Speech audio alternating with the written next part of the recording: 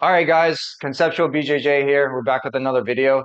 Today, we're going to go over some details on how to tighten up your Darce chokes. And remember, with any choke that we're applying, we're using two main concepts. One is eliminating the space or taking out the slack, usually by walking our hands deeper. And the second is using angles to apply pressure. So make sure you're applying pressure. In this case, we're tucking his chin to his chest to apply pressure to where it's going into the forearm. So a lot of you, in case you don't know what the Darce choke is, the Darce choke is if John lays on his side here, is if my choking arm, turn this way for me, please.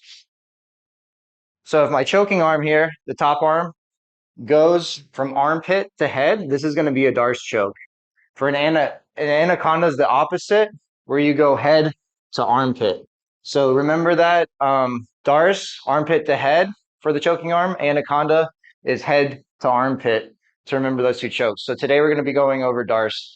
You can use this in a lot of positions, whether he's on your side. You can use this from front headlock as another common position. But in this video, I really want to go over the key concepts that make the choke work and make it tighter with less effort on your part. So to do the Darce, one of the main things I want to do, there's a lot of different setups, but I just want to show you the finishing mechanics on how to finish it with less effort. So if John is on his side here, I want his arm to be between my chest. I don't want his elbow to be out this way or this way. So one way I like to do that is I like to crunch my body to where my knees are kind of blocking his arm. So where he tries to move it to one side or the other, like left or right, it's going to be blocked by my legs and between my chest. He's going to start defending by bringing his elbow out to either side. Here to more of like an octopus type of guard. You'll see Craig Jones and stuff escaping a lot of Darces like that as well. So I want my chest to be centered over his shoulder. When I reach through, I want to make this arm as long as possible to get a good bite on his neck. So in order to do that, I need to turn my head and put my ear to his armpit so this arm's really long. Because John's going to be smart. He's not going to let me choke him, right? He's going to lift his head up. So as he lifts his head up, if I can reach deep, I can grab the other side of his neck. If I'm up here, I can barely grab his neck and he's going to escape pretty easily. So in addition to that, I'm going to use my secondary hand to help bring his head in.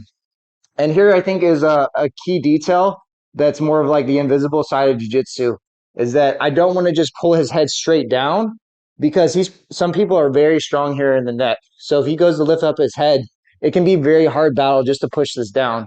So I'm actually focusing on using both hands to pull his ear to his shoulder. He's much weaker here. So instead of trying to pull it straight down, I'm using this grip to pull his ear to his shoulder. And now it's much easier to crunch in. And if you can, it's even better to throw this arm over, almost like a front headlock. So I'm going to reach through, and this hand is going to grab my own elbow here. And I can crunch in. So John tries to lift his elbow, or sorry, if John tries to lift his head here, it's very hard. Like he can only go so far, and I can now lock it up a lot deeper. So again, going over that, I'm going to reach through, taking my ear here to grab. Now if John tries to lift his head, like that's as far as he goes, I know he can't really get away from me. My secondary arm, I'm going to try to go over here. Now sometimes if his head is too high, it's hard to go over his head that far. So I need to bring him in a little bit and pushing his ear again to his shoulder here and putting my chest over it. Now I'm taking this hand, wrapping over and grabbing my elbow. The reason why I do this is because if you're having trouble locking up the Darce, especially deep, it can be hard to just put this arm over, and now my fingers are barely on the biceps. And if I go to lock this, as I lock it tighter, I might finish, but if he's defending, especially, my fingers are already slipping.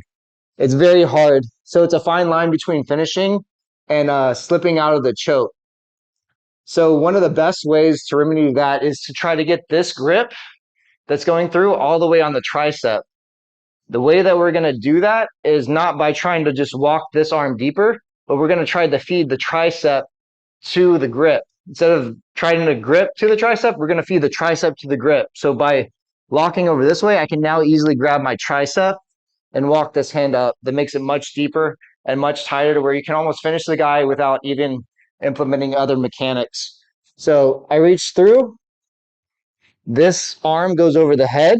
Here, I grab my own elbow with this hand. If I just leave this loose, he's going to grab my wrist, and it's going to be a little bit harder to finish now. So I'm going to grab my elbow, so it's hard for him to find that grip on my hand. Now I grab the tricep. It's really easy to get to. Instead of my bicep, I'm now able to grab the tricep, and it's already really tight. So I'm higher up on the bicep here when it starts locking up. Now if I just start walking my hands up, like he's already tapping and I haven't even reached the top of his shoulder. So what I want to do is lock this up and then start walking to the top of the shoulder to close off the space. So if you can see, this space right here is where his head's going to be in. And so if I'm barely on the bicep, it's not as tight. If I walk this deeper on my tricep, where I'm feeding this arm to my tricep, it pulls this choking arm through more to where it takes out the space. And now when I walk this one up, it's so much tighter that a lot of people will tap just from crawling this to the tricep and walking this all the way up to the shoulder. Now, some people are really tough and you might not get the tap, so we're going to go over the other finishing mechanics. I'm actually not going to lock it up on my tricep because John's already tapping when I go to the tricep. So I'm going to loosen up the choke just to show you the finishing details of what you do when somebody's not tapping when you lock it up. So I reach through. I'm going to lighten up the choke here just to show you the finishing mechanics. So what I want to do is I want to tuck John's head to his chest. So we had the first step, which is eliminating space. The second step is we want to use angles to create pressure. And so with my forearm here on his carotid, his other arm, his shoulder is blocking the other carotid. That's what I want to do to create a blood choke. And now if I bend his head into my forearm and his arm, it's going to create a stronger choking pressure.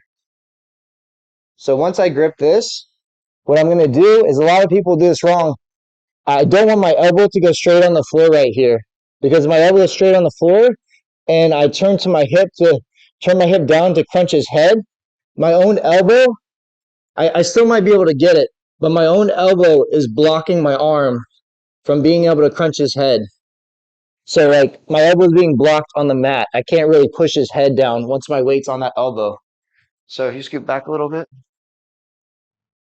So what I'm going to do is, once I have this locked, is I'm gonna take my elbow first and push my elbow deep to where my elbow, I'm gonna try to push it as far across as I can here, so that now when I fall on my slide, I can continue to push his head. So I'm gonna continue to sit to my hip. If I can, I'm gonna try to step across his hip here, and I'm gonna try to continue to drive. This elbow is gonna push his head down, and then my choking arm elbow is gonna basically do a row where I'm picking up the elbow here like this. So I'm here, I'm basically doing a pushing his head down here, and I'm gonna pull up with my right elbow. And I'm not able to fully lock it, because if I was locking it, he would tap before I did the mechanics of the choke.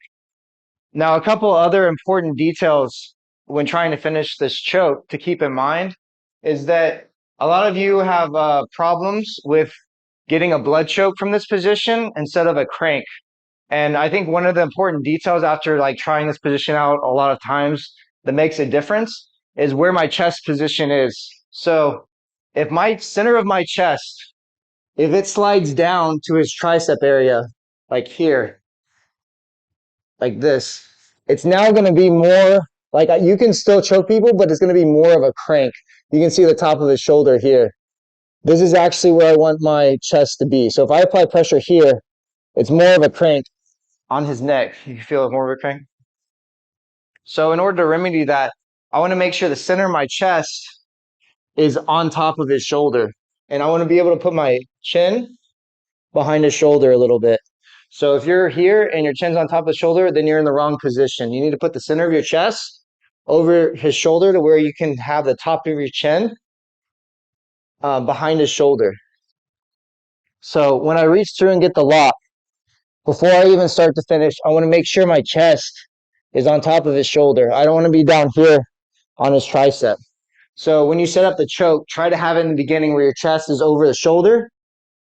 That way when you lock it up here, it's a lot tighter and it's going to be a blood choke instead of a crank. Now I can apply pressure to his head by pushing my elbow in, dropping my weight down, and then pulling up with my right elbow. Another important detail that applies to all chokes, you know, and it goes with eliminating the space, is I want to make sure I crunch my body in. So a lot of people, they'll expand their chest, like here, thinking that they're getting more power. They lift up their head and they expand their chest, but this actually creates more space in this hole. So if I lift up my chest, and it's much harder to squeeze and finish. So I want to make sure I crunch everything in. My hips and my head and shoulders all come together. So I'm crunching my head down and my hips, they all help to add compression to the choke. So this helps with eliminating the space. So not only am I walking this up, but I'm also crunching my head, my shoulders down, my hips in like this. And so like just by crunching it down, you can almost get a tap without even pushing his head into the choke and pulling the elbow back.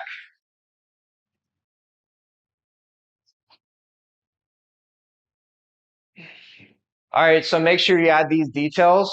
I know we covered a lot of information, but it's really important on finishing the choke, especially when it comes to choking, you know, bigger, stronger guys and not gassing out your arms. Because I know sometimes when you hit a Darce choke, if you're gassing out your arms, you know, that can be really detrimental to your next few matches or roles that you have in the gym.